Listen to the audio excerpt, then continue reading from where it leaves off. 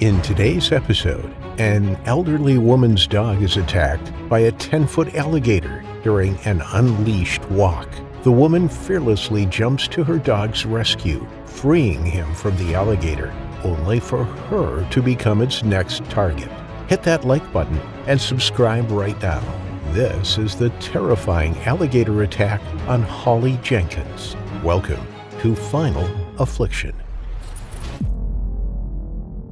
Holly and Jason Jenkins had lived in the luxurious Spanish Wells community in Florida for the past 3 decades. They'd moved there when their 2 sons were just teenagers. Back then, they were one of the few people who weren't retired to call the place home. But Holly knew the moment that she set foot in Spanish Wells that this was the place where she would live and retire. There was no reason to wait until their old days before they bought a home there. Now, 35 years later, on July 8, 2013, with both their children grown up and starting families of their own, Jason and Holly, 69 and 71, spent their time roaming the grounds, with Jason playing golf and managing his investments, and Holly using her time to become a published author, as well as being a part of every club and activity that the area had to offer. Holly was well-traveled, and her house was filled with souvenirs from her visits to other countries. But her most prized possession of all was her dog, Gibson. He was a geriatric mutt that she'd found behind a dumpster many years ago as a puppy.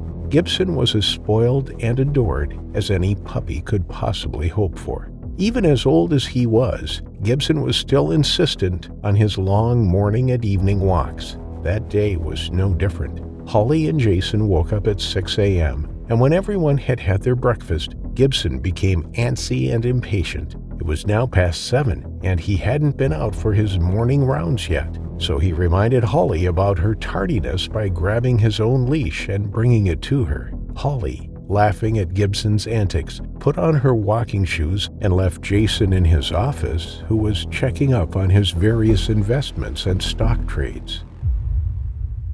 She and Gibson walked the sidewalks between the houses for the first half an hour, with Gibson on the leash. But after that, they turned off to the lagoon, where Gibson could be taken off his leash to stretch his stiff legs a little more freely. And sure enough, the moment Holly unclipped his restraints, the canine sped off into the grass, sending a flock of birds up in the air. The 2 of them could only walk as far as the golf course, where no dogs were allowed on the immaculate lawns, before turning back the same way they'd come. Usually, Gibson spent around 2 hours rooting out rodents from holes and scaring birds into the air before he got tired, and Holly inevitably had to carry him home for the final 15 minutes of his walk. Old Gibby lifted his leg on a patch of reeds growing right along the shores of the water and jogged over to a stump that hadn't yet gotten a spritz of his scent yet. But when the dog lifted his leg to mark what looked like a washed-up log, the stump moved. Gibson yelped in shock when the 10-foot alligator snapped angrily at him. Holly, not even thinking about how dangerous the situation was for her, rushed forward, shouting and waving her arms, trying to scare the beast away from her dog. Gibson ran to his master, tail between his legs, howling in fear. Holly was only a few feet away from the monster when it turned toward her and the explosion of noise that she was making. Staring the woman straight in the eye, it leapt toward her. The alligator, as large as it was, moved with such speed that it became a serpentine blur in the grass. Holly stumbled back, about to turn around and run. For a fleeting second, she thought about yelling for help, but her legs knotted around each other in her hasty attempt to turn around. She went down hard. With her back to the floor, she was unable to break her fall with her hands. But she didn't just hit hard earth. Her head connected with a rock the size of a football. She heard the crack reverberating inside her skull. Holly was so disoriented that she didn't even realize that the beast had grabbed her by the right foot.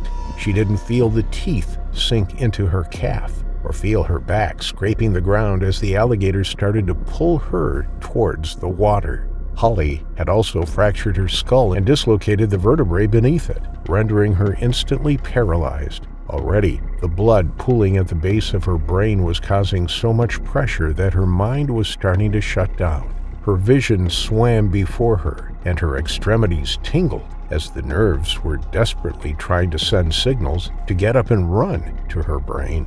Confused and completely out of it, Holly tried to raise her hands to her head, but they wouldn't move. Then she realized that the clouds above her were not moving with the breeze. It was her that was moving, and the pressure on her calf told her that she was being dragged. In a moment of horror, the truth finally hit Holly. She was being hauled to her death and unable to move a muscle. There was nothing she could do to stop the animal from taking her into the lagoon. Cold water of the lagoon hit her feet, and Gibson yapped in her ears. It reached her knees, and she felt the cold and the pain. Now her hips were submerged, and her ankle was being pulled slowly out of its socket. Then the water hit her chest, and her head went under. Finally, Holly felt the incomprehensibly strong, muscular tail twine itself around her waist, dragging her into the darkness, where she drowned silently and immobile. She was completely aware of what was happening to her each and every second of the way, but unable to move. It was Gibson's panicked barking at the edge of the lagoon that finally drove an annoyed neighbor, Harold Miller, out of his residence 20 minutes later. He knew Gibson and the Jenkins, and he was surprised to see that neither Holly nor Jason were with their beloved mutt. Frowning, Mr. Miller went closer. Something was obviously very wrong here. He looked in the direction that the dog was whining and howling, and on the other side of the lagoon, basking in the sun, lay an enormous alligator. Miller had seen plenty of the creatures around before, but that wasn't what drove the cold fear into his heart. It was the lifeless body lying in front of the animal's snout that had him running to his house in panic. It was there where he called the authorities. When wildlife and rescue arrived, the gator was aggressively guarding Holly's remains. They dispatched the creature and hauled both it and Holly away in separate vehicles. It was only when the sirens of the ambulance that was carrying Holly went by their house that Jason realized that his wife hadn't been home for more than 4 hours. He became so engrossed in his work that he'd completely lost track of time, and the sirens were what finally brought him back to reality.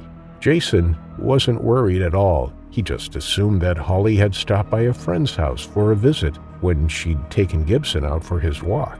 But he did go out to see what the commotion with the sirens was about. When Jason opened the door to step out, he walked right into the policeman who was about to knock at the door.